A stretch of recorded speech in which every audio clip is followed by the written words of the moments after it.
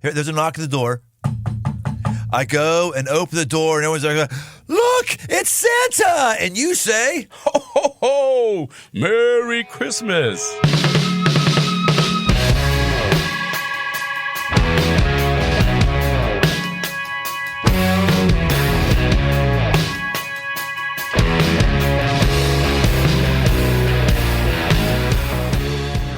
Welcome to the aggressive life. Oh, man. I don't know if I'm going to be able to enjoy the rest of my day because I have my favorite concoction here before me right now. Homemade eggnog by me. I like to say it's my personal recipe, but no, another buddy, Addison Lanier, gave it to me years ago, and he's generous enough for me to share with others. It's awesome. So I'm going to have eggnog here, my favorite way, cut with decaf, with actual Santa himself. Santa, do you like eggnog? Of course I do. You I do? love eggnog. It has alcohol in it. Even better. Even better. All right. Yes, this is our holiday extravaganza. We've got Santa himself here right now. You've never met a man who looks more like Santa than him and totally owns it. His actual given name is Michael Gabbard, but he actually goes by Gabby Claus. Welcome to the aggressive life, Gabby. Thank you very much. It's a pleasure to be here and to be able to share with you. Hey, you do know what they call people that don't believe in Santa, correct? Idiots? No. Agnostics. Little dad joke for you. See what you think there, that old eggnog. Give me a little sense of it there. Oh, wow. That's good. Hell yeah, That's it real is. Good. It's amazing. I got to say, though, yeah, Brian, I'm a little disappointed. What? You know, if you're going to share top-notch bourbon, you know, you got a nice glass and everything like that because, you know, the flair. I'm just surprised we don't have like a Marty Moose cup here. We should to be drinking this eggnog out of. This is outstanding. I'm not playing because I'm sitting here with you. This is really outstanding. And believe me, as Santa, I drink and try a lot of eggnogs, and there's some of them that, quite frankly, tastes like take another sip bar. and tell me that's not the greatest eggnog you've ever had. I'm kidding around. You're not kidding. That's delicious. Hell that yeah, really it is.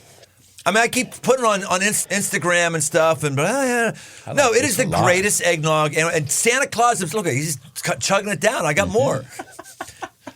No, I made a mistake when I made this eggnog. Let's see if what mistake did I make when I made this eggnog? You might have noticed.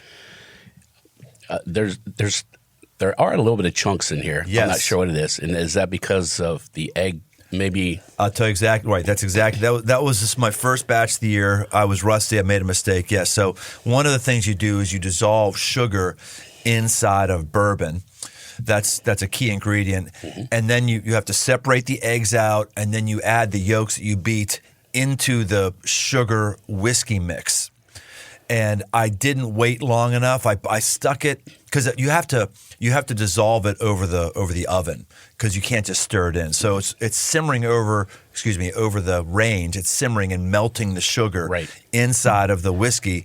And I put it in the freezer, but I was in a rush, so I thought it was cool enough, but it wasn't. So when I put the egg yolks in, some of them got cooked. So that's what you're tasting. No, that's good. But still, this is absolutely fantastic. I love it. It is great. We got more where that came from. Now be careful. That's going to hit you like a sledgehammer, Santa. So I'll give you as much as you want, but just all of a sudden you're going to go, oh, time to go to bed. Time for a little nap. Well, tell me how you got into being Santa Claus. You are, anyone who is not watching on YouTube or someplace else, you're the most verifiable, genuine Santa lookalike I've ever seen in my life. How'd you get into it? Oh, I so appreciate that. So I try to do whatever I can to make it the most real and authentic as possible. And so I started back in 2012, I believe it was. And I do remember it was September. I had a big beard. I kind of looked like a big biker kind of guy. And for some reason, I happened to think of Christmas, and I thought, I bet I could do Santa Claus and kind of offset my Christmas cost. I got 4 kids. And so I started looking into it. I found somebody that had a suit that was, it was a cheap suit, but it worked at the time. And I took a picture. I sent it to a friend of mine and I said, hey, Photoshop because I was a dark redhead, which is what Santa was when he was a little boy. Santa was a redhead, yeah. Huh. And so it was natural. And so I sent it to a friend of mine. I said, hey, Photoshop my beard white. I'm just kind of curious what this looks like. And when he sent it back, I said, wow, that looks real. So I thought, let's see what this looks like. And so I put it on Facebook. And I said, contact me for rates and availability. And the first year, I did 35 visits. And mostly home visits is what I do. And so I go into people's homes, either just that family or extended family or neighbors and other friends come in. And so we had 35 visits that first time. And then it just took off, and took off in a way that I never, ever imagined. Wow. When I first started thinking, it's some kids you're giving some presents to and some crying babies.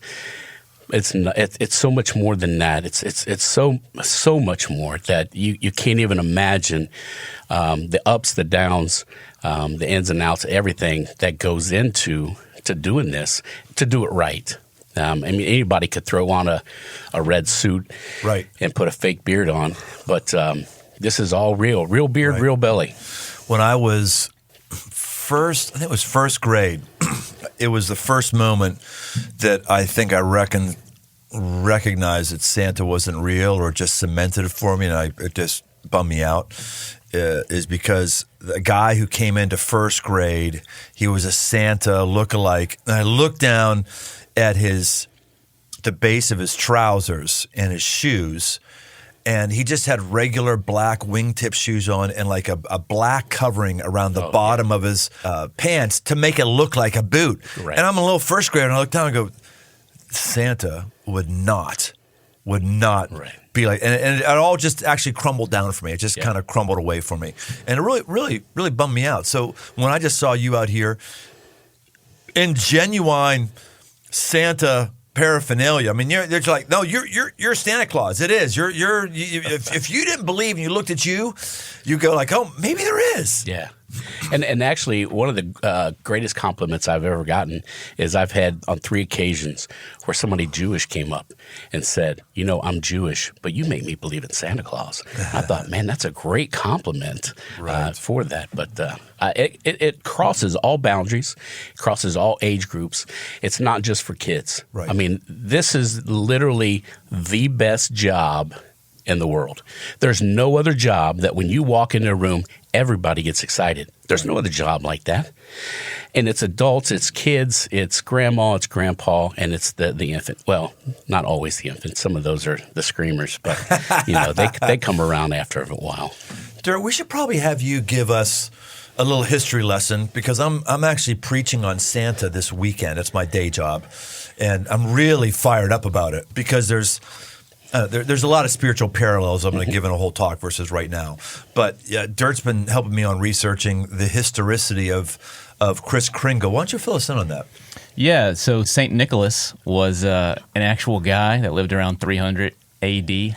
in Turkey, and he lived a very privileged life as a kid, and his parents died when he was about 18. He inherited all of their wealth, and he wanted to join a monastery, so he gave all the wealth away.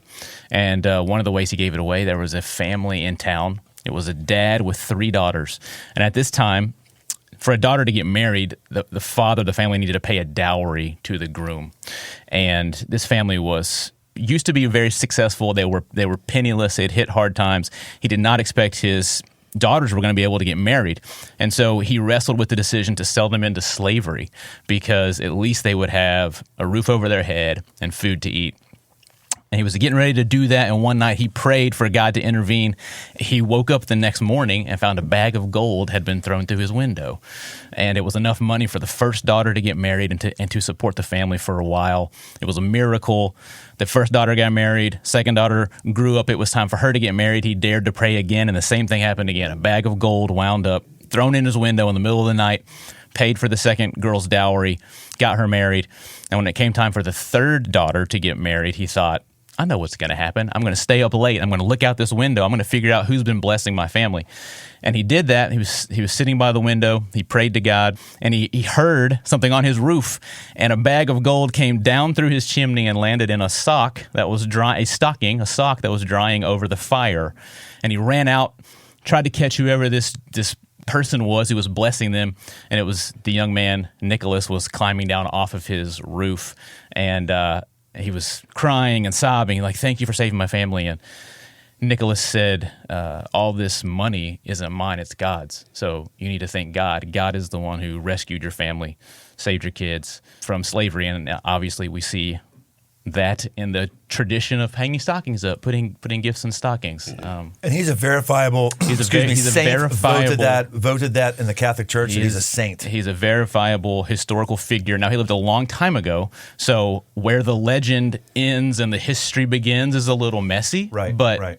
I love that story. There's lots of other great stories about Nicholas that point toward the Santa Claus that we know now, that was actually a real person that followed Jesus and did very aggressive things. Love it. Yeah, that's awesome. Any of that new to you? No, I've heard a lot of that story. I didn't know about the 3 daughters and that part, but knowing that it came from Turkey and some of that back history. So when you go, you just said you have 35 gigs that you're doing this year? No, that was the first year. Oh, the first year? Yeah. Last year I did over 120. 120 in what time period? About 8 weeks. 8 weeks? I start the first weekend in November, because I'm not going to extend my season anymore. It's a big sacrifice for me, for my family.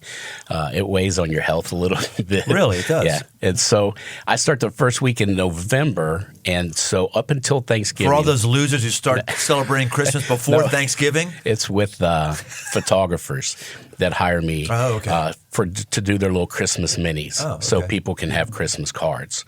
And so that brings me to Thanksgiving. I'm off on Thanksgiving, and then my next day off is Christmas Day. And so the joke at our house is my wife on Thanksgiving says, "I love you. I'll see you on Christmas," because from that point on, we're just two ships that kind of cross in the night. And time I get home, I don't get home usually till 10, 11 o'clock every night. And then I'm back up doing my full-time job, and I open our rec center at 6 a.m., and then it's off to the next day. Your rec center? Yeah, I'm the director of recreation, technically, for the city of Norwood. Oh, wow. Yeah, so I love that. It's a dream job in itself, and then I get to do this on the side, so. Well, you can't be doing much recreation and actually make money in Santa at the same time. You gotta keep the weight on. Right? That's one of my questions. Like, it's pretty cool to have a job that justifies I got to keep eating a lot of food. Well, right? That's the problem is I eat too many cookies because every house that you leave, they want to the kids want to give you a Ziploc bag of cookies or a plate of cookies or a tin of fudge, and I tell people I'm a sugar addict as it is. Oh, really? Yeah, unfortunately, and so I understand that addiction. But so I tell people I'm a very respectful Santa. So if you give me that plate of cookies, I'm going to eat it. I'm not going to throw it away. I'm going to eat it. That's good stewardship. Yeah, absolutely. So I want to be kind to you. You were willing to take the time to bag that up and give it to me. I'm going to go home and eat it. Heck yeah. Yeah. So this does not. You have an actual job too. Yeah. This isn't. I thought that you might be able to pay all your bills with this 2 months. No, it's not. I mean, it's lucrative, but it's not that lucrative at all. It's not this is my only job. I have a full-time job that I do year-round, and then so I do that from 6 till 2, and then from then, and every once in a while I can, because of my position, I can run and do something. So I might run and do a daycare for an hour and be right back, and then fill that in. But then comes like 3 o'clock, I start my evening visits. So through the week, Monday through Thursday, I'm doing at least 2. When I get to this last week before Christmas, I'm usually doing 3. Come Friday, that gets bumped up to 4, maybe 5. And then the weekends, Saturday and Sundays, the whole time are always anywhere from 15 to 18-hour days where I leave my house at 7 o'clock in the morning and not get home till 11 or 12 at night. I have a niece who works for Disney, and one of her roles working for Disney is Elsa from I just blanked on Frozen. it. Frozen, yeah, from Frozen. And one of the greatest family stories is up in Michigan. There was a bunch of snow that was dumped on them unexpectedly, and you had little nieces and nephews and grandkids that were there, and she came in for the day. She had I think her gig was in Hong Kong or something like that. Oh, wow. Nina's her name. And so she came in and she still had her costume. She had her Elsa costume, and she came in and knocked on the door, and these kids saw snow for the first time, literally snow for the first time in their life. They came from California, some of them, and there's Elsa. A literal Elsa, live and in the flesh, with her arms spread out, going, oh, whatever she was singing, blew their mind. Oh, I bet. Oh, it was amazing. I know some parents that take a philosophical stand, like, no, I shouldn't tell my kids about Santa. No, I'm lying. I have one relative who says the reason he doesn't believe in God is because his parents told him about Santa, and then when he found out that they lied about that, he couldn't trust him even on God. And I thought, come on, you're just freaking getting excuses. That's ridiculous. Your defense. Yeah. Well, I look at it as obviously Santa is, he was a real person, but we use him now as a fictional character, and that delivers presents. Now, anytime and every time I can get the opportunity to share the fact that, hey, the real reason is the fact that we get to celebrate a day. It's not the specific day that Jesus was born, but it's a day that God sent his son, that we can then, celebrate that time of him sending his son. So we celebrate that birth. And so anytime I get that opportunity, I will share that. And then I tell them, Now Santa, I just get to be able to be the one that brings some gifts, just like the wise men brought gifts, and they shared those with Mary and Joseph and Jesus. So I get to bring gifts to you. And so I share it in that manner. That's just great. I love that. Yeah, I tell parents, as soon as the kid asks, is there really a Santa Claus? As soon as they ask that, then just say, no. And this is why. Don't keep propagating a lie. If now it's a lie. Up to that point, it's just a nice little tradition. You're having fun, Yeah. But don't overthink it too much. It just roll with it. It's a wonderful, beautiful thing. I know. I still roll with it. When I watch a movie, the Santa movies, they all have the same trajectory. You've got a little kid who believes in Santa. You got one parent who humors them, and you have another parent or step-parent or someone they're dating who says, "Oh no, it's ridiculous. That's horrible. It's awful." That's the situation on Miracle on 34th Street, on Tim Allen's Santa Claus. It's just kind of the thing. Right. And then it always ends the same, with Santa being real and the unbelievers believing and me crying.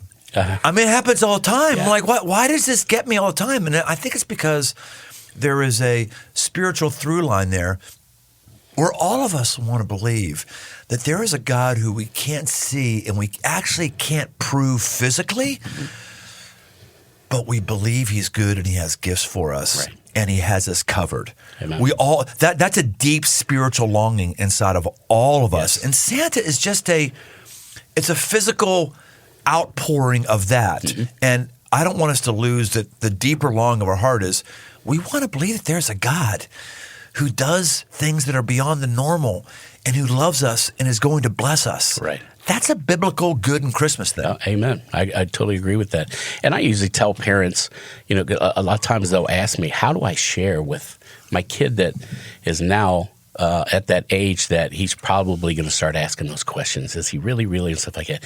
And I just tell them, be honest with them, but then tell them, hey, we do this because it's kind of the spirit of Christmas. It's a fun part of Christmas that we can do with for little kids. So now you get to be a part of this side of that, where you help encourage and build up that excitement of Santa Claus and the gifts and everything like that.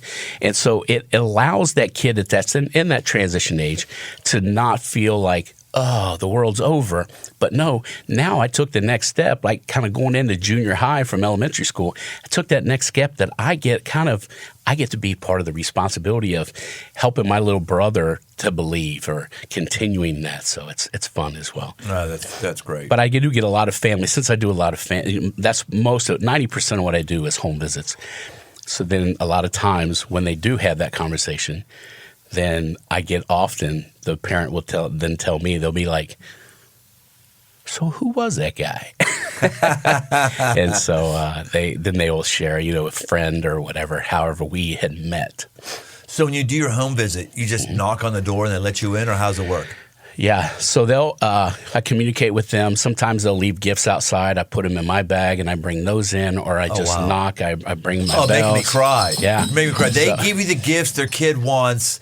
Yeah. And then you go, oh my gosh, that's beautiful. So I put them in my bag. Some of these parents, you have a big family, and then they get like, their parents get excited. You get excited when your kid gets excited. All right. So sometimes they give like too much, and I'm like, hey, I'm going to need a couple elves to come out here and help me carry this in because this is so big. But you have elves who do that? No, I'm telling them they're going to have to send me some elves out or something. Right. But no, I do all this by myself. I did have a couple of my two daughters at different times used to go out with me and help, but now they have kids, and so they're busy with that, and so I just do it on my own. If you don't mind me asking, how much do you charge for that? $160 an hour. $160 an hour. And that's cheap for a real bearded Santa. Hell yeah, it is. They're usually like $200. But I try to make it. I don't want to. This is not about money. This is about delivering Christmas smiles, and I'm going to get emotional over this. I get the opportunity to deliver Christmas smiles, and oftentimes a lot, more than you would think. That's during a time when somebody's in a deep valley. They're in a dark spot, and I get to come in and deliver a smile because just the presence of Santa walking in, like I said earlier, everybody gets excited. And, in one case, I had a friend that I would come to their house every year. And so when we talked a couple days later, I said, the kids are all excited, and it looks like, we still got them. And she's like, it wasn't even about the kids this year. She said, my brother just went through a very nasty divorce. And when you walked in, he started smiling. And that meant Christmas for me. So it's those kind of things that I get to do. And even deeper than that on some of these that I've had to do. I've done some end-of-life stuff where I go to children's and, the little kid doesn't even know you're there. And you're mostly there for the siblings that are in the room. Right. And I got to keep my composure. And like right now, I can do that. I can let that out because I'm not there. But you got to keep your composure and do that. I had a family one time that I thought I did all the pictures. And they said, hey, we got one more. And they brought out a picture of their baby that they had lost earlier that year.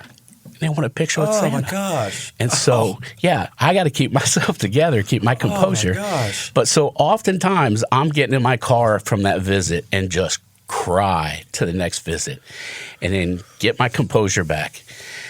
And there's something about putting this coat on. You put that coat back on, and then you're ready to go. And you can go in and start delivering more Christmas smiles. And it's the best gig in the world.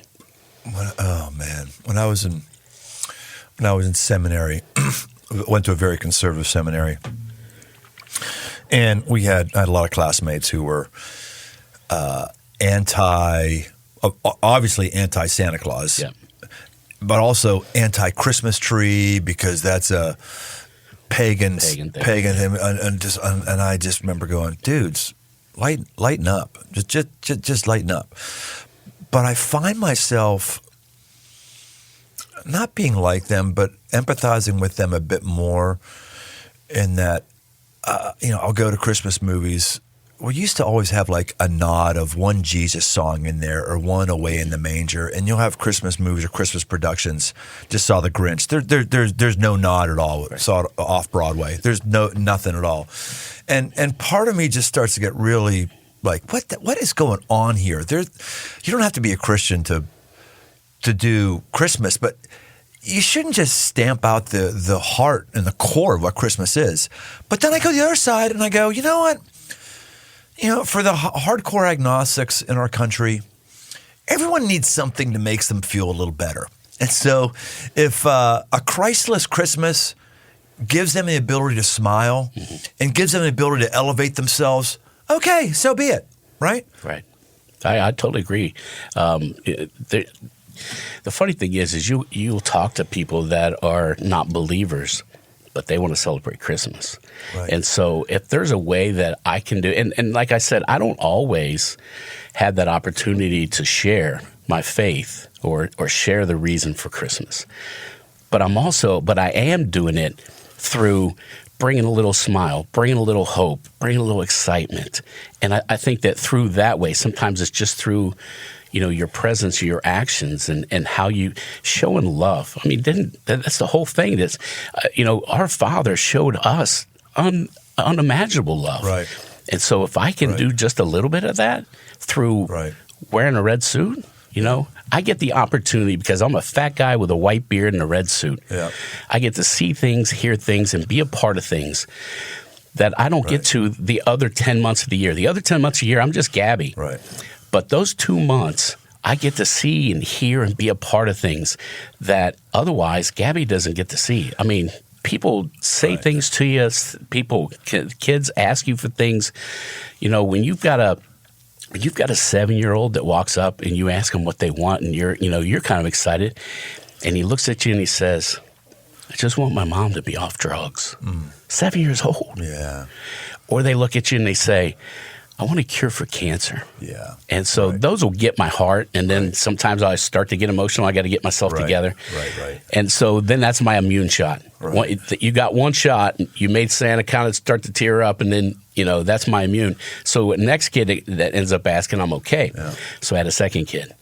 And later on, and he said, I want a cure for cancer. And I'm like, yeah. I said, buddy, I wish I could give that. I wish that's something. But unfortunately, that's not something Santa can grant. And he stops me and he says, oh, I know.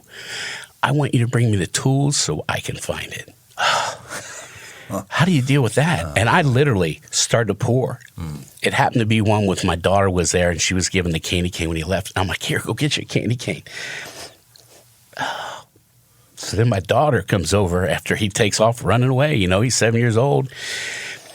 And she comes over and she's like, Dad, what's going on?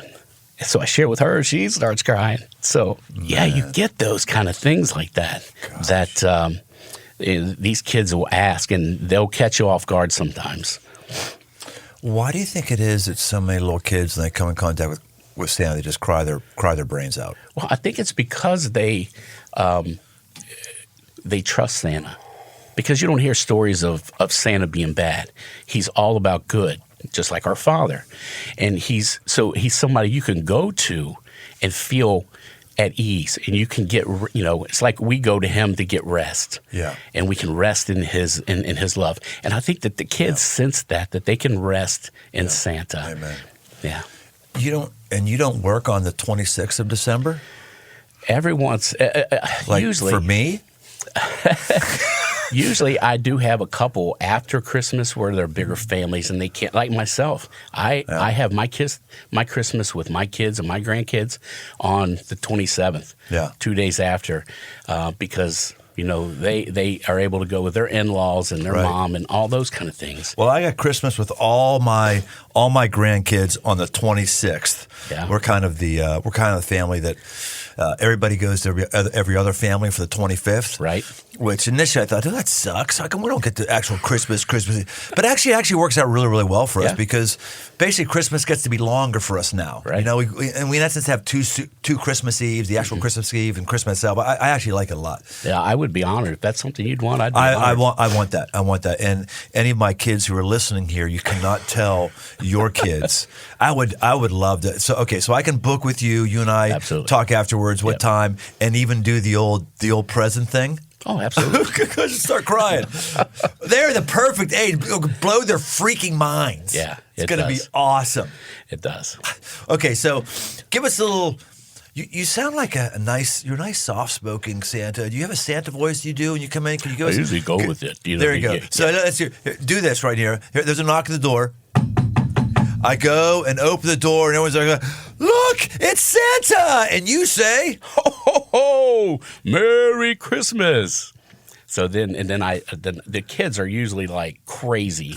They're yelling, they're screaming, and then I'm like still standing there, and then I'm like, "Is it okay if I come in?" And then so they're like, "Yeah." And so I usually find one of the younger ones, and I'll be like, "Will you walk me to where I need to go?" And then they'll walk me in and find a chair for me, and then I'll sit down by the chair, and it's good. Now, funny. A lot of times these parents will put you in front of the fireplace, and they got the fireplace just roaring. Oh my gosh! And this suit, I used to be a firefighter. It's like wearing, your fire gear. It is so hot, and so now you're sitting like right in front of this fireplace, and you feel like you're getting blisters on your tail end. So you're dead on Santa. The beard. The build, the suit, even your reader glasses. Yeah. Those are legit readers. Yes. Legit readers right. Down the end of your nose. Yep. Then your nose is a little bit redder. I mean, you're dead nuts on. You got to win Santa competitions. Well, I don't have time to get in any competitions or anything like that. So I've done some things that have made it, big, and took my career like to another whole level that I didn't expect. And so I had a lady contact me, it was like 2017, 18, and said, she's like, "Hey," she sent me a thing through Messenger and said, "I know this is going to sound funny, but I'm needing to book a Santa for a photo shoot. And if you could just give me a call, I'll explain everything to you."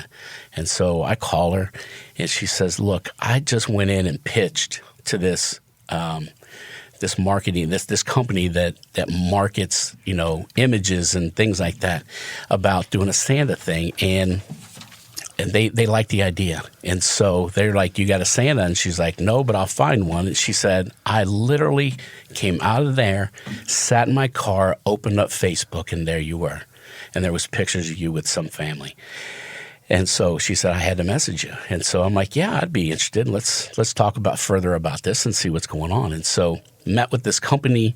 We went to a little farm out in Ludlow, Kentucky, and they had one of those old red trucks, the little old-fashioned red truck, and they had all these props and everything like that. And we spent about 10 hours, and we shot several different scenes. And so what this company does is they take and they sell that image to a Hobby Lobby, Kirkland's, Bed Bath & Beyond, all these other online companies, and they sell the image. So whoever buys that image, they can do whatever they want. So Hobby Lobby happened to have it in a frame, and so that was the first one that came out was at Hobby Lobby. And so, and you probably understand this when your first book came out, and you actually go to the store and it's, wow, that's me in this national store. And so I took a picture and I posted it on my thing, and I'm like, "Look what, I found this at Hobby Lobby." And so then I start getting family members from all across the nation. "I went to my Hobby Lobby, look, I got mine, and look, I got mine." And so then they were in the Christmas tree shop, and then they were in Bed Bath & Beyond and Kirkland's and all these. It was just crazy. And so people are then take it to that next level, and they want you to meet up with them and have you sign it. And that was just that was pretty odd for me to be, oh my gosh, this is really cool. But I even look at these images still yet. My wife has some of them that she puts out. I try to make her keep them up all year long, but she won't. But I look at them and I'm like, that's just unbelievable how real that really does look, and I can't believe that's me. But so that just, exploded. And then I started doing, before that, my first big gig was being selected to do the tree lighting on Fountain Square. Oh. And so this was my 12th year of being the Santa on Fountain Square when they do the big tree lighting. And then for 2 years, I did the tree lighting for Newport on the Levee, where they flew me in on a helicopter. Very, very cool. Wow. A friend of mine actually happened to be the pilot that they had got with. And so he calls me one day, and I hadn't talked to him in about 6 months or so. And he calls, And I answered the phone, and he's like, "Hey." I'm like, "Hey, Tony, how you doing?" He's like, "How much you weigh?" I said, "Well, that's kind of an interesting question to ask. I can talk to you in 6 months." He says, "No." He said, "Check this date." And I checked it. I said, "Yeah, I could do it." And so we flew in and landed down on the riverbank. And then I walk up to do the tree lighting at Newport on Levee, which was that was really cool flying in the helicopter. But and then I just got so big that they changed management, and they didn't get with me in time. If you don't book me early, like September or summertime, you're not getting a spot. Wow. And as a matter of fact, a lot of my families that I've been doing for 10 years plus now, they've got me booked out to 2030. So it's like every first Saturday at 6 o'clock is our day, and they just got it booked out. Well, unless you drop the ball on 26th, I'm going to do the same thing. I'll take the 26th every year. All right. That sounds like a great idea. This could be so awesome. How jealous are you right now, Dirk? I'm so jealous. Do you wish you were my grandson? Yes. Do you wish you do? Always. You're about the size of my grandson, actually. You're a very, very spindly man.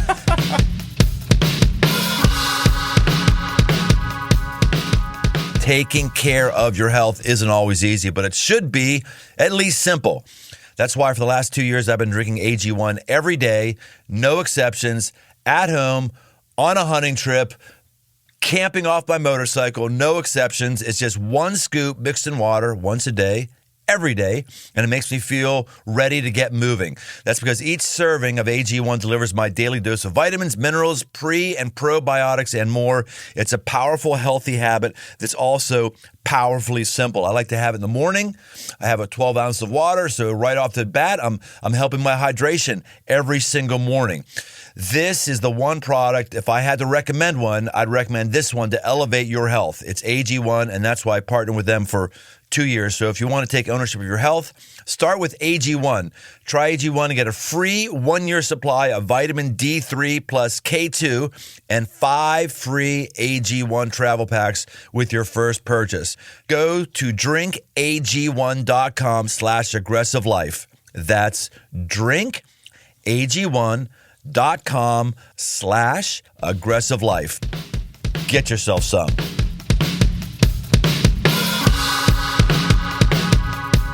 So you've been doing this for how long now, Gabby? This is my 13th year. Do you notice any differences in families or kids or culture as Santa now versus 13 years ago? No, not really, not much. It's that spirit of Christmas, that spirit of Santa, pretty much stays. Has been a steady line through. Just the gifts, get a little bit more outlandish sometimes, depending on where you're at. If I'm at a country club, they're asking to go back to Hawaii, or they're asking for $100 bill or something like that. These are 8-year-olds, If I'm at Washington Park, they might be asking for a pair of shoes or for a coat or a Hot Wheel, not Hot Wheels. A Hot Wheel, or something like that. I do. 3CDC is who hires me to do the tree lighting, and then I always do at least one appearance in the parks.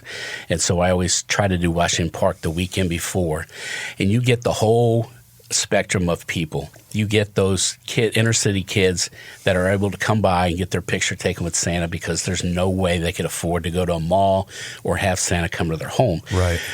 And then you get the rich kids, and kids that are dressed to the nines going to music hall for a show or something like that. And then you get the dog park there, and people bring their dogs over and get their picture with their baby, Yep, right. And so you get everything down there. So that's kind of one that I always look forward to as well.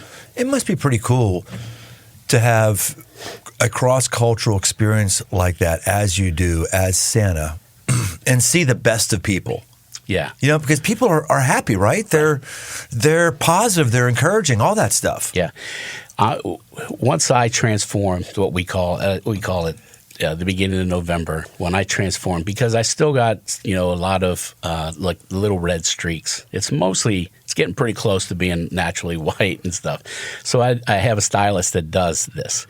Oh, she whites it out for you totally. Yeah, and really, and your hair too? Yeah. Oh, okay. She brightens it all up. My eyebrows, everything is done like that. So it's you got to pay attention to detail. And so as you're doing that transformation, once that's done, you're Santa, and you're Santa 24/7. Anytime I'm outside my house. So if I step out my door and somebody drives by, you're going to hear them holler, Santa. If I'm at the gas pump, people will stop and want to do a selfie to show their grandkid who they just saw. And you're in Kroger and stuff like that. And it's difficult because I already told you kind of how I'm going till, I open my rec center at 5:45 in the morning, and then I'm not getting home till 10, 11, 12 o'clock, and then you need to eat a little something and then kind of decompress from what you just went through, and then you're right back up and at it. So it's go, go, go, go, go. Sheesh. You get exhausted. So time I get to Christmas, you almost hate kids for a little bit of time. Yeah, right. It's you're exhausted. So I have to constantly make sure that I know I'm on stage. And I'm Santa, regardless of how I feel, how exhausted I am. I'll give you an example. Every year I go down to UC, just last Thursday, I go down to UC Hospital to the NICU unit with the preemie babies. These babies are not much bigger than the palm of your hand that you're holding in your hand. Right. And the ones that are able to come out of the isolette will put a clean towel over me, and I hold that baby to be able to take a picture for mom and dad. For a brief moment, it gives them some normalcy. And so it's a very, I take the, I mean, a lot of these, it's just you just take for granted you're going in, you're delivering the gifts. Right. But there's ones like that, you're just giving a little bit of normalcy to that parent. So I've been going all day, just done that. So now I'm emotionally, because you got twins, you're doing all these skins. And then from there, I go in another room with the siblings of the babies so they can kind of get some normalcy, and I give them gifts and help those to realize that, hey, even though your little brother is there and getting all the attention, you're still loved and all that. So do that. So I'm emotionally drained. I'm emotionally empty. And my Santa suit is in my bag that I pull behind. And I get to the garage, and I'm waiting on the elevator. And a lady walks up behind me, and she's like, wow, if you had a red suit on, you'd be a dead ringer for Santa. Now, I'm emotionally drained. I'm exhausted. And I want to say, no kidding. Right. That's original. Right. But you can. So I turned around and I said, yeah. I said, that's what's actually in my bag. I said, I was just visiting the preemie babies up there and visiting with them and some of their little siblings. She's like, I got a wish for Santa. I'm like, what's that? She said, here we go again. She says that my husband would know it's okay to go. And I said, okay to go. I thought I knew what she meant, but I just want to confirm it. She said, yeah, he's in hospice. He's at that stage. And I just want him to know it's okay. I'm okay with it. It's okay for him to go. And I said, ma'am, that's not something I can grant, but I can't pray for you. And in a cold, dirty garage, I cried my eyes out. Prayed for that lady to get peace for herself and her husband. Yeah. For her husband to have that peace that it's okay to go. And so when you're at your max, and you have to, like the 5 marks of a man, you got to take that minority position and just be like, look, this is not about me being this ultra Santa Claus that gets to do all these things and everybody wants me. That's not what this is about. Yeah. I try to really take that minority position and say, this is about showing you some love and praying for you if need be in a dirty old garage and weeping the rest of the way home, thinking about what's going on there. It's a ministry for you. Oh, it's absolutely ministry. I tell people that. This is my ministry, that I get to deliver Christmas smiles. Was there a moment where that gear clicked in for you? Like, I would think that you started off standing in for a role that somebody needed fulfill Santa because you had the physical prerequisites.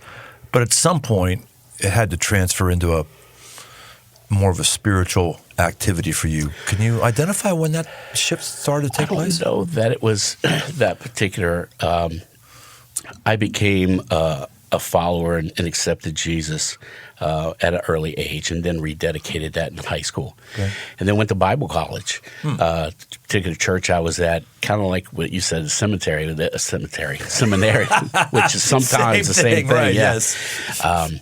It was an independent Baptist. They started their own college because they wanted to be able to educate men to go into ministry. But a lot of them had careers and couldn't just go. And so I got into that, did that. Same time, I'm becoming a paramedic at the time. And so all these avenues that I've taken of serving others. I was an EMT for 3 years. I was a paramedic for 26 plus years. I was a firefighter for 12 years. I was a police officer for 4. I was a city council person in Norwood for just shy of 10 years. I work for the city now as a rec director. All these avenues of service, that's just my heart, is I love to serve others. And what better way to do that than to be Santa Claus and be able to go and show love, show some excitement, and share some joy. Yeah, that's so I didn't really have that. Other than the fact that my dad was my greatest role model, and the fact that he was a huge giver, and so I watched him kind of be Santa Claus to a lot of people. I watched him fold up $100 bill and shake somebody's hand that needed it, or give cars away. Or it was not uncommon for our house to wake up and come downstairs and somebody be sleeping on our couch. I've gone with my dad to pick up family members and brought them theirs because their heat got turned off and they stayed with us. And my dad went and paid their bill. After my dad passed away, I'm the most giving man I've ever could imagine. And after he passed away, so many people came through the line at the funeral home talking about stories like that. And one story that I found out is my brother, we were always good athletes. He was an elite athlete, and he played at UC baseball and went on to play in the minors a couple of years. But one of his select teams, the sponsor backed out, last minute backed out. My dad paid for all the uniforms, league fees, everything, and made him keep that other sponsor's name on it, and nobody was to know. Huh. And we didn't find out till afterwards. And so that example coming into this, and so I'm like, that just kind of transfers over, really. As I look back now, it wasn't a conscious thing, but I look back now, and I find myself doing that same thing. I find myself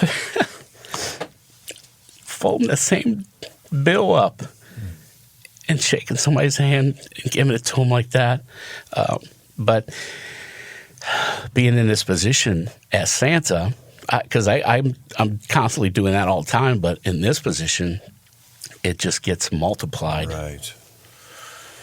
That's just a different level that you're operating on. You're not filling a role. You are acting in an identity. Yeah. An identity of a son of God who's meant to be in the family business, and that family business is blessing people and loving people. It's really good. Yeah. So I'm curious, last question for you here. I'm curious, what outages do you think that we want some more eggnog, by the way? I have a little more if you want some more, but you got to be careful. I'll take a little bit more, not much. Okay, I will too. Again, my favorite is cutting it with coffee. Oh, I don't have any more coffee, but there we go. So that's good. All right. Let me share you a real quick story. It just happened. I have 6 grandkids. The 2 oldest are 7. So the second grandchild,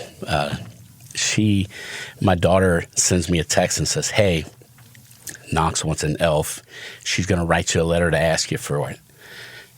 I'm like, all right. She said, it'll be in your mailbox. So they live close. Yeah.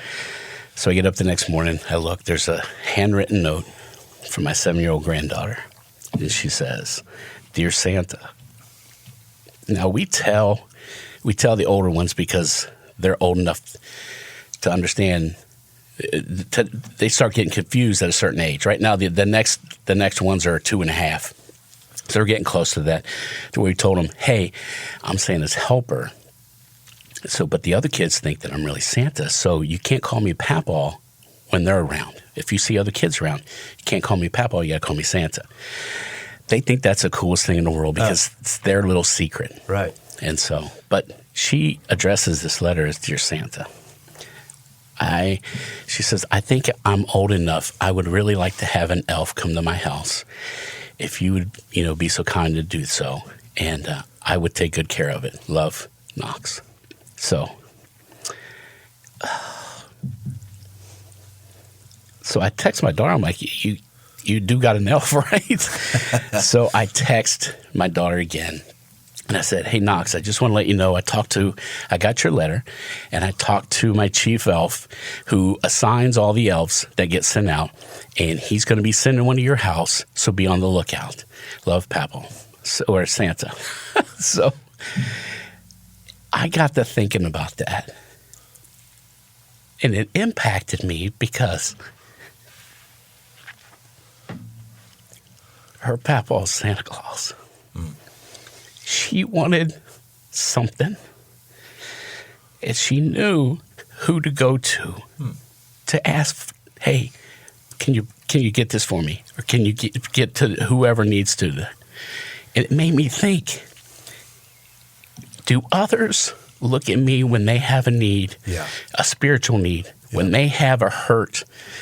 Do they know that I know a guy that can help them and mend their heart? Mm-hmm. And so that parallel, that example that she gave to me as to the way my heart has to be every day, not just Santa time, but every time that other people would see me and say, if I need something from God, I know I could go to that guy. He could connect me. Right. That's where I want to be. So it's even that I get. I get more blessing out of this, Brian, than I could ever get. I know I get to give a lot of joy, but I get that a million times back, more than I could ever give. Yeah. All right, last question. Okay. How do we, since you're a guru of Christmas, you're around it more often than we are deeper in it, is there any final tips for how we might squeeze the most joy out of Christmas before it actually happens? Putting yourself last, putting others first. If you can just realize that although somebody's got a smile on their face, doesn't mean their heart's not in a dark valley. And so just showing some love, and if it needs to be a little extra love through the season, do so. One of my very, very good friends, husband committed suicide Thanksgiving night. I go to her house every Christmas for a party. It was already scheduled. She's one of the ones that's got me booked out. So I called her and I said, hey, I'm still coming. So I still went, and we prayed, and we talked, and we still took pictures with her and her daughter. And because they needed that small little bit of normalcy at a time that was, oh man, you talk about a deep valley. Jeez. But I was able to do that for them. So if you can do that through the season and just let that extend on to where you're just putting others first and saying, hey, look, this is not about me. This is about what can I do for you? Is there a family that maybe needs need? Maybe there's a senior that you could check on, knock on the door, give them a card, give them a meal, or just the fact that you took time to check on them. just, hey, I just want to see how you're doing. Yeah. That means the world to people, and they just want to feel loved. And so if we could show love, that would be my thing, is putting others first and yourself at the end of the line. Gabby Claus, this has been a phenomenal time with you. I wasn't expecting the level of depth that we've gone to. I wasn't expecting your personal depth. It just makes me so happy that somebody is exemplifying Christmas with the Spirit of Christ and the right attitude and demeanor and joy level and all that stuff. What a great ministry you have. Well done, brother. Really, really Thank good. You. I appreciate that. That's not why I do it. It's for the praise. I do it for the money. And no, I'm just kidding. It's not that at all. As you can tell, I have a heart. Matter of fact, there's another Santa out there that I mentored. And he's got a great bit. I was able to feed him, and man, he has really taken off as well. Great guy. But when he first came to me and he said, "Hey, I want to do this. Hey, can you kind of mentor me and show me?" And I said, "Let's go to lunch," because I wanted to see what his heart was like. I didn't want him to do this just for the money.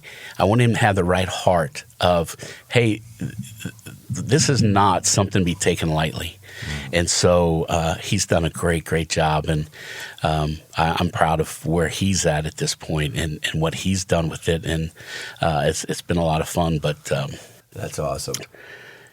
Hey, is there if someone wants to track your work / ministry, follow up with you, is there any advertisement for a Facebook account, social media, website? If you got anything like that, now's your time. All right. Facebook, it's Gabby Claus, just GABBYCLAUS. You'll see my picture. On Instagram, it's at Gabby Claus. And at the Gabby Claus, I think, at the Gabby Claus. I don't know. I'm terrible at my social media. I need to be more in tap with that because a lot of people have been asking about it. Santa's got to get with the times, man. And I get when I'm at a coffee shop, I do a lot of Big B's. I do some boutiques and all these, and I'll usually ask people, "Hey, how'd you find out about me?" And sometimes it's through the advertisement of where I'm at, but a lot of times they're like, "Hey, I follow you on your page," and one of those NICU babies. Every year they find me somewhere, and they'll come up and they'll be, "Hey, you remember us?" I'm like, "Yeah, I do." And so now he's like 6 years old. Wow. And so every year they come and find me so they can get a picture of when I held him and he was barely 2 hands full. Wow. And it's awesome. Awesome. Well, I like to say at the end of a podcast, hey, do something with this. I don't think that very many of us are going to go and be Santa, but I'll tell you what, we all can go and have the spirit of Santa, or specifically the spirit of Jesus. Yes. And love people. Absolutely. Bless people. Serve people. Be about other people this Christmas instead of maybe lamenting how your life isn't perfect. Right. That's a good thing. Hey, we'll see you next time on The Aggressive Life. Ho, ho, ho.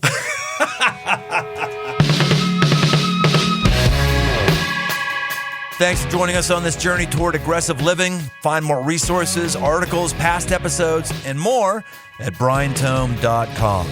My new book, a 60-day devotional called The 5 Marks for Man, 60 Days to a Powerful Life, along with all the other books in the 5 Marks library, are open right now on Amazon. Be sure to leave us a rating and review wherever you listen to your podcast. Then send an email to that's dirt@briantome.com to get a free Aggressive Life sticker. Find more on Instagram @BrianTome. The Aggressive Life is a production of Crossroads Church, Cincinnati, Ohio.